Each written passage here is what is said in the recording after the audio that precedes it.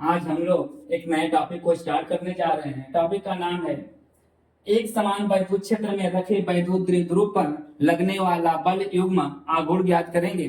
कैसे ज्ञात करेंगे? वैद्युत आघूर्ण को ज्ञात करने से पहले हम एक पॉइंट को समझते हैं। वैद्युत युग्म होता क्या है? यदि यह बात समझ में आ गई तो हमें समझ में आ जाएगा तो वैद्युत युग्म का आघूर्ण क्या होता है। सबसे पहले वैद्युत बल युग्म का आघूर्ण ज्ञात समझते हैं। सबसे पहले हम बल युग्म का आघूर्ण समझते हैं। होता क्या है? यदि बल युग्म की परिभाषा हम बताना चाहें तो क्या होगा? जब किसी पिंड पर लगाया गया दो बल, उस बल का परिमाण तथा बराबर हो, उस बल का परिमाण बराबर हो तथा उनकी दिशा विपरीत हो और उनकी जो क्रिया रेखाएं होंगी वह अलग अलग होंगी, तो यह कहा जाएगा तो यह बल युग्म है। फिर से हम परिभाषा बता रहे हैं। बल युग्म किसे कहते हैं? बल युग्म जब किसी पिंड पे लगाया गया दो बल, दोनों बलों का परिमाण समान हो और उनकी दिशा विपरीत हो और उनकी जो क्रिया रेखाएं हो वह अलग अलग हो, तो कहा जाएगा तो यह बल युग्म है। अब बल युग्म यदि समझ में आ गए, इनमें चार बातें हम बताए हैं। बल युग्म में कौन कौन सी बात बताए हैं? पहली बात बताए हैं कि इसपे जो बल लगेगा वह दो बल लगेंगे। दूसरी बात बताए हमें अभी तो दोनों जो बल है वह बल समान होगा या बराबर होगा, बराबर बल होगा। तीसरी बात बताए हैं कि इनकी दिशा, बलों की जो दिशा होगी, बलों की दिशा परस्पर विपरीत होंगी। चौथी बात यह हम बताए हैं कि जो बलों की क्रिया रेखा होगी, क्रिया रेखा वह अलग अलग होगी, अलग अलग होगी। यदि यह बातें फॉलो, यदि चारों बातें यदि किसी भी पिंड पर यदि कार्य कर रहा है, यदि हो रहा है तो वह बल युग्म है, अन्यथा बल युग्म नहीं है। यदि बल युग्म की फिर से परिभाषा हम समझने का प्रयास करें तो यदि किसी पिंड पर दो बल कार्य कर रहे हो और उन दो बलों बल कैसा हो? समान हो और उनकी दिशा परस्पर विपरीत हो और उनकी क्रिया रेखाएं अलग अलग हो, तो वह कहे बल युग्म है। उदाहरण के माध्यम से यदि हम समझ जाएं तो यदि कोई पिंड है, इस पिंड पे दो बल कार्य कर रहे हैं। एक बल जो है 5 न्यूटन का बल लग रहा है और दूसरा 8 न्यूटन का बल लग रहा है। क्या ये इस पे जो बल लग रहा है इस पिंड के ऊपर, क्या यह बल युग्म है? तो हम लोग कहेंगे नहीं, क्योंकि बल पहला वाला नियम तो फॉलो कर रहा है। दो बल तो है, एक 5 न्यूटन का बल और दूसरा 8 न्यूटन का बल, जबकि दो समान बल नहीं है, क्योंकि एक पे 5 न्यूटन का बल है, दूसरे पे 8 न्यूटन का बल है, तो ये फॉलो नहीं हो रहा है, इसलिए ये बल युग्म नहीं है। यदि इसको हम चेंज कर दें, यदि इसको हम बदल दें, यदि यहां पर भी 5 न्यूटन का बल कर दें, तब यह क्या बल युग्म है? तो देखते हैं, यदि दो बल तो लग रहा है, पहला नियम फॉलो हो रहा है। दूसरा, दोनों समान बल हैं, हाँ 5 न्यूटन के दोनों बल समान हैं। तीसरा देखते हैं, दोनों की दिशा विपरीत होनी चाहिए, ये नहीं फॉलो कर रहा है, क्योंकि दोनों बल की दिशा एक ही तरफ दोनों बल लग रहे हैं, इसलिए यह फॉलो नहीं है, इसलिए यह बल युग्म नहीं है। यदि इसको अलग से फिगर को हम बनाएं, एक बल इधर से और दूसरा बल इधर से लगा दें और इस पे 5 न्यूटन का बल और इस पर भी 5 न्यूटन का बल कर दें, क्या ये बल युग्म है? देखते हैं। पहला नियम है, ठीक है, 5 न्यूटन का बल लग रहा है, दो बल लग रहे हैं, तो ये दिशा भी विपरीत है, एक इधर के लिए है, दूसरा इधर के लिए है। चौथा जो नियम है, क्रिया रेखाएं अलग अलग होनी चाहिए।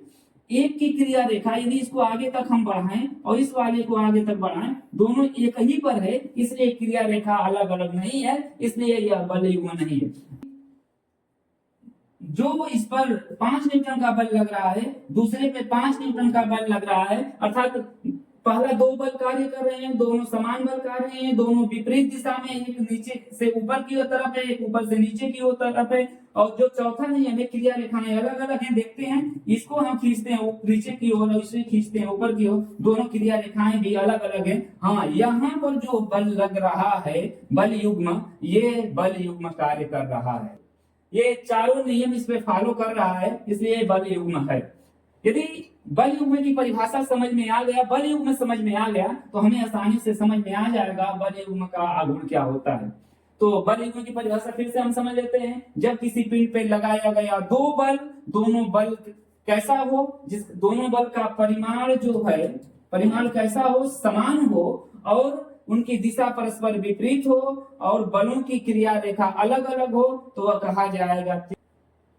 चलिए, यदि हम बल युग्म को समझ गए तो अगले टॉपिक जो है वैद्युत द्विध्रुव को समझते हैं।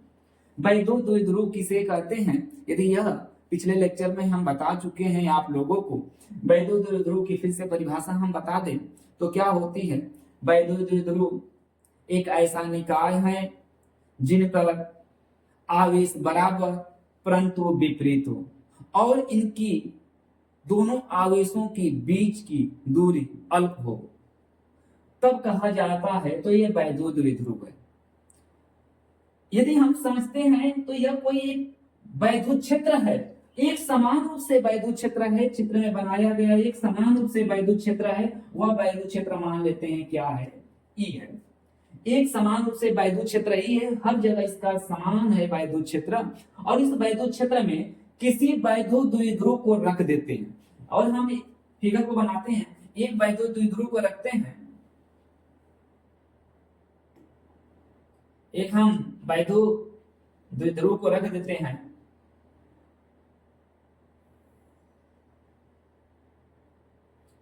ये वैद्युत द्विध्रुव को रख दिए हम, और हम जानते हैं कि वैद्युत द्विध्रुव पर आवेश जो हैं समान होते हैं। वैद्युत द्विध्रुव पर आवेश समान होते हैं परंतु विपरीत होते हैं। आवेश समान कर देते हैं, एक Q और Q आवेश कर देते हैं, और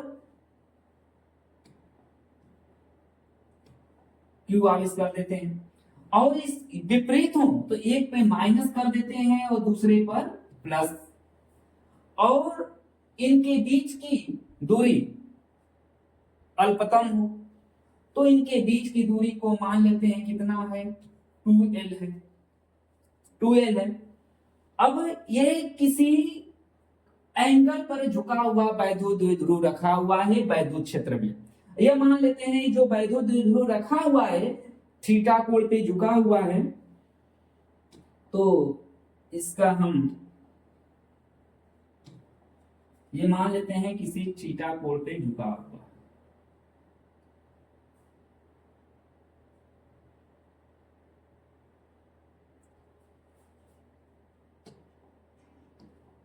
इसकी जो कोण है वह थीटा है, इसका कोण जो है थीटा है, थीटा कोण पे झुका हुआ है। अब समझते हैं कि बल युग्म की अभी अभी हम परिभाषा बताए हैं। ये इनके आवेश तो समान हो, इन पे लगने वाला बल तो समान है, तो इस पे लगने वाला बल। अब समझते हैं जो वैद्युत क्षेत्र होता है उधर ही वैद्युत बल रेखाएं कार्य करती हैं। वैद्युत क्षेत्र की दिशा में ही आवेश जो प्लस होता है, प्लस आवेश के कारण उधर ही वैद्युत बल रेखाएं कार्य करती हैं। अर्थात वैद्युत क्षेत्र की दिशा इधर है तो प्लस से निकलने वाले जो वैद्युत बल रेखाएं होंगी वह इसी दिशा में होगी, अर्थात किधर होगा, इधर होगा। ये बल कार्य करेगा इधर की ओर, और इस पर इस आवेश के कारण वैद्युत क्षेत्र की तीव्रता इसके विपरीत बल कार्य करता है, अर्थात इस पर लगने वाला जो बल होगा इधर होगा, अर्थात F की वैल्यू इधर होगी। दोनों समान बल कार्य करते हैं तो F बराबर क्या होता है, फार्मूला हम पहले से हम जानते हैं, तो Q बराबर E बराबर F बटा में Q होता है। यदि हम फिगर मल्टीप्लाई करते हैं तो F बराबर QE होता है। अर्थात यहाँ पर F बराबर क्यू ई प्राप्त हुआ। ऐसे ही इस पर जो बल लग रहा है वह भी कितना प्राप्त होगा, क्यू ई प्राप्त होगा। दो बल समान हैं, दो बल हैं लेकिन समान है, दो बल भी लग रहे हैं, दोनों बल का परिमाण भी समान है और ये एक दूसरे से विपरीत दिशा में भी लग रहे हैं, एक इधर के लिए एक इधर के लिए। ये इनका परिमाण भी देख लेते हैं। इसका परिमाण इसका क्रिया रेखाएं इधर है और इसकी क्रिया रेखाएं इधर है, तो इसकी भी क्रिया रेखाएं हम खींच देते हैं। इसकी क्रिया रेखाएं इधर, ये है क्रिया रेखाएं। अब हम दोनों ये चारों शर्तों को पूरा करता है, इसका मतलब बल युग्म है। अब बल युग्म का आघूर्ण ज्ञात करने के लिए ये यदि इस पर बल इधर के लिए कार्य करे, एक बल इधर के लिए कार्य करे, तो यह क्या इधर किधर घूमेगा, ऐसे घूमेगा, ऐसे घूमेगा, अर्थात एंटी क्लॉकवाइज घूम जाएगा, तब ये कहा जाएगा तो यह बल युग्म का आघूर्ण है। अब ध्यान से देखते हैं, इस पर हम बल युग्म का आघूर्ण निकालेंगे तो कैसे निकालेंगे ये हम देखते हैं। बल युग्म का आघूर्ण का सूत्र होता है बल युग्म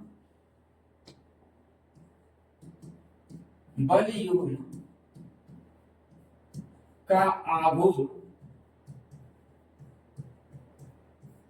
को टाउ से प्रदर्शित करते हैं, बराबर बल गुणे दोनों आवेशों के क्रिया रेखाओं के बीच की लंबवत दूरी। ये दोनों आवेश के जो क्रिया रेखाएं के बीच के लंबवत दूरी होता है, यदि इसको हम खींचें ऐसे तो ये लंबवत दूरी है इससे और इसके बीच की, तो उसके दूरी को लेते हैं तो हम लिख सकते हैं बल गुणे बल के क्रिया रेखाओं के बल गुणे बल के क्रिया रेखाओं के बीच की लंबवत दूरी। देखते हैं टाउ बराबर क्या होगा। टाउ बराबर बल क्या है, एफ गुणे क्रिया रेखाओं के बीच की लंबवत दूरी। यदि मान लेते हैं यहां कोई पॉइंट ए है और यहाँ पर आगे जो प्लस क्यू रखा है बी बिंदु पर है और यहाँ पर ले लेते हैं सी है, तो जो क्रिया रेखाओं के बीच की जो लंबवत दूरी है वो क्या है, बीसी है, बीसी मान लेते हैं। बीसी की दूरी निकालेंगे तो लिख सकते हैं त्रिभुज ए बी सी में। त्रिभुज ए बी सी में देखेंगे इस त्रिभुज में तो साइन थीटा बराबर क्या होता है, लंब बटा कर्ण होता है। साइन थीटा बराबर लंब का मान क्या है, ये इस कोण के सामने की भुजा लंब होती है अर्थात क्या है, बीसी। कर्ण क्या है, कर्ण ये है जो टेढ़ी रेखा है, जो तिरछी रेखा है वह कर्ण होती है। तो ये ए और बी के बीच की दूरी कितना है, 2l है। यदि हम तिर्यक मल्टीप्लाई करते हैं तो BC बराबर 2l साइन थीटा, अर्थात BC का मान हम रख सकते हैं टाउ इक्वल टू f बराबर हमारा जो मान है क्यू ई है और BC का मान है जो 2l साइन थीटा है, अर्थात टाउ बराबर 2l Q E sine theta. हम इसको एडजस्ट कर दिए 2l फिर क्यू फिर ई साइन थीटा लिखें, क्योंकि 2l क्यूब क्या है, वैद्युत द्विध्रुव क्या है, वैद्युत द्विध्रुव का आघूर्ण है। तो टाउ बराबर इसको हम P से प्रदर्शित करते हैं, स्मॉल p से, और इसको ई साइन थीटा, ये हमारा निकल कर आया क्या, बल युग्म का आघूर्ण प्राप्त हुआ। अब हम समझने का प्रयास करते हैं तो बल युग्म का आघूर्ण कहाँ अधिकतम होगा और कहाँ न्यूनतम होगा। यदि ये समझ में आ जाएगा तो सवाल भी इजी तरह से आप लोग लगा सकते हैं। चलिए अगले पेज पर हम चलते हैं। यदि नहीं समझ में आया तो एक बार और दोबारा वीडियो को देखिएगा, समझ में आ जाएगा। अगले पेज पर हम चलते हैं और हम समझते हैं।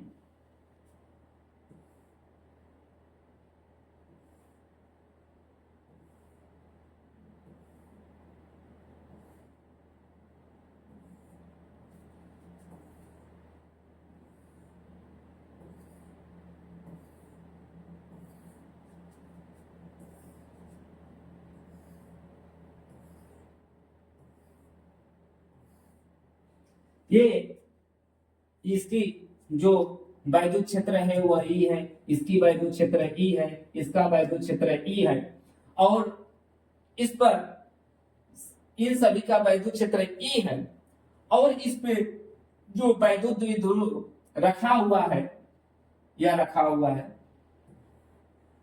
ये, और इस पर आवेश -q और +q है, और इनकी बीच की दूरी कितना है, इनकी बीच की दूरी 2a है। ऐसे ही यहां पर हम देख लेते हैं, यहां पर आवेश रखा हुआ है,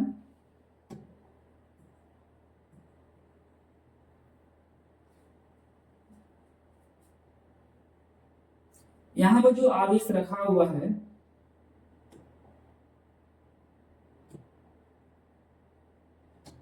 ये वैद्युत द्विध्रुव जो रखा हुआ है ये है,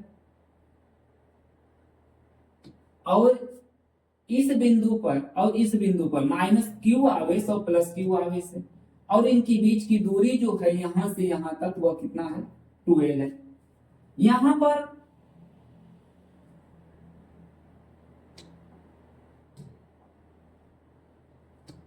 वैद्युत द्विध्रुव रखा हुआ है,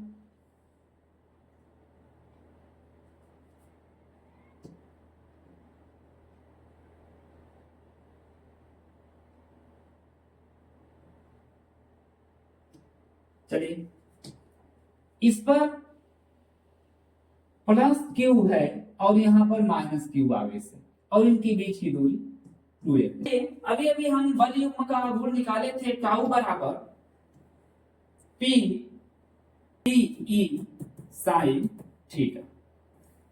इसके माध्यम से हम समझते हैं जब ये इसके जो आवेश हैं और ये आवेश, ये जो वैद्युत क्षेत्र है, इस क्षेत्र से ये कितने अंश का कोण बना रहा है, यदि दोनों एक ही दिशा में हैं, इसकी भी दिशा वही रहेगी, इधर लगने वाले जो प्लस से इधर ही लगेगी, वैद्युत बल रेखाएं जो हैं इधर ही लगेगा, तो इस पर एक ही दोनों एक ही दिशा में है। जब दोनों एक ही दिशा में, F भी इधर ही है और E का मान भी इधर ही है, दोनों एक ही दिशा में है, अर्थात इसका जो कोण का मान, थीटा का मान होगा कितना होगा, 0 होगा, अर्थात टाउ बराबर PE साइन 0 अंश, और साइन 0 अंश का मान होता है क्या, 0, अर्थात टाउ बराबर 0। अर्थात जब एक ही दिशा में दोनों वैद्युत द्विध्रुव की दिशा और वैद्युत क्षेत्र की दिशा एक ही हो, तब उसमें लगने वाला वैद्युत बल युग्म जो होगा वह 0 होगा। यहां देखते हैं tau equal to PE sine theta, tau बराबर PE साइन थीटा। यदि इसका बल जो लगेगा F इधर है और वैद्युत क्षेत्र की दिशा इधर, अर्थात दोनों के बीच जो लगने वाला बल होगा, दोनों के बीच के जो कोण होंगे वह कितने होंगे, 90 अंश होंगे, अर्थात साइन 90 अंश का मान अधिकतम होता है, अर्थात 1 होता है, अर्थात टाउ का मान PE होगा।